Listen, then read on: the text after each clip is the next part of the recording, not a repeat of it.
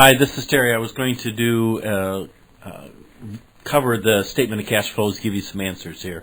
So I'm just going to zip through these real fast. Question number one, if the indirect method is used, which of the following would be subtracted from net income to arrive at net cash flows from operating activities?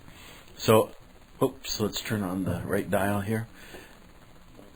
We're working with the operating activities. As soon as you see that operating activities and that you're using the indirect method, then you want to go back to your 5 rules. First rule is you're going to start with net income and you're going to add back depreciation. The second rule is that current assets are inversely related. So if they go up, you subtract them. If they go down, you add them. The third rule is current liabilities are directly related. So if they go up, you add them. If they go down, you subtract them. The fourth rule is taxes payable is exactly the same as rule number 3. And the fifth rule is gains and losses are inversely related. So if they go up, you subtract them. If they go down, you add them. And if you look at the other 2 videos I made, that'll give that explanation in greater detail. So in this particular situation, they're asking for what's going to be subtracted from net income. So that answer would be decreases in accounts payable. So let's go over here. Decreases in accounts payable be subtracted. In the next one, it says, I got to switch my marker here so we can slide down. The next one says, using this information to answer the following question is preparing a statement of cash flows. The following transactions occurred. What's transaction 1? They sold machinery for $9,000 cash. And so the journal entry there would be that they received cash and they're going to take off the machinery or the equipment. Therefore, that machinery is a long-term asset. Remember that our operating activities are current assets, current liabilities. Our investing section is long-term assets, and our financing is long-term liabilities and owner's equity. So the question is saying if you sold a piece of machinery, what would the answer be? Well, it's not going to be operating, it's not going to be financing because it's not long-term liabilities or owner's equity. It's not bypassing cash, so that's not it. So the answer is D, it's an investing activity. If we go to the third one, here,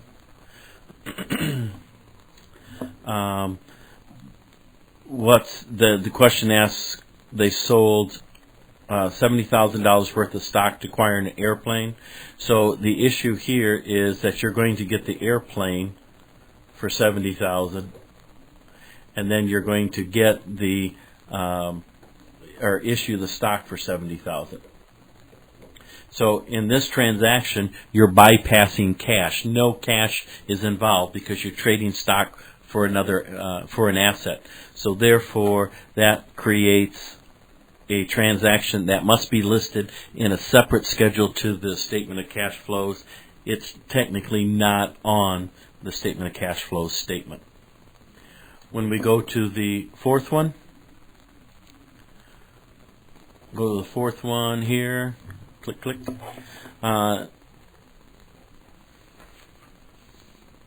Financing activities here, section discloses. What does it disclose? This would be the owner's equity, right? So the sale or repurchase of stock. It wouldn't be anything to do with plant and equipment because it's not long-term assets. So it's not going to be in your investing area. It's not going to be in your operating area because it has nothing to do with net income. And the amount of money loaned to other people would be notes receivable, which is going to be a long-term asset. So it has to be C.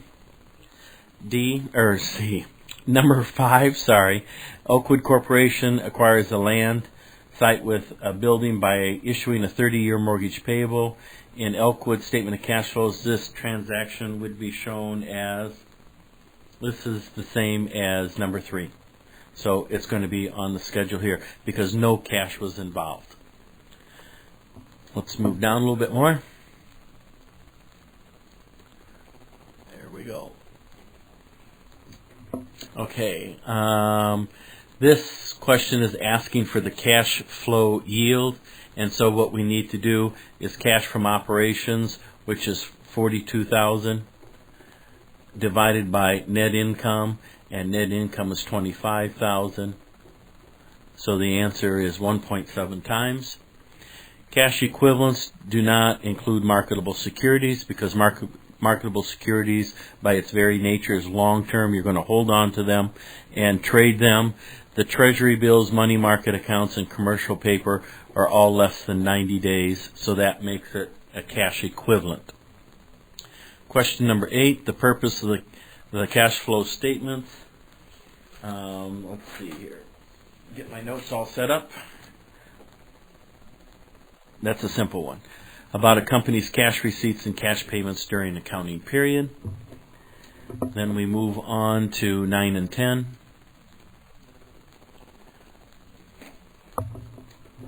And declared an issue of a stock dividend.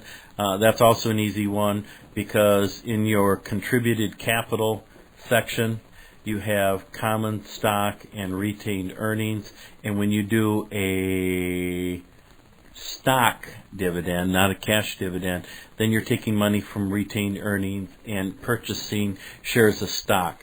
So you would debit retained earnings and you would credit common stock in the PIC account using the fair market value, and this would be the par, and the PIC would be the difference between the fair market value minus the par.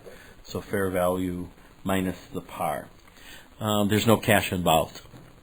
And the last one, interest on a note, that would be interest expense, and either interest payable or cash.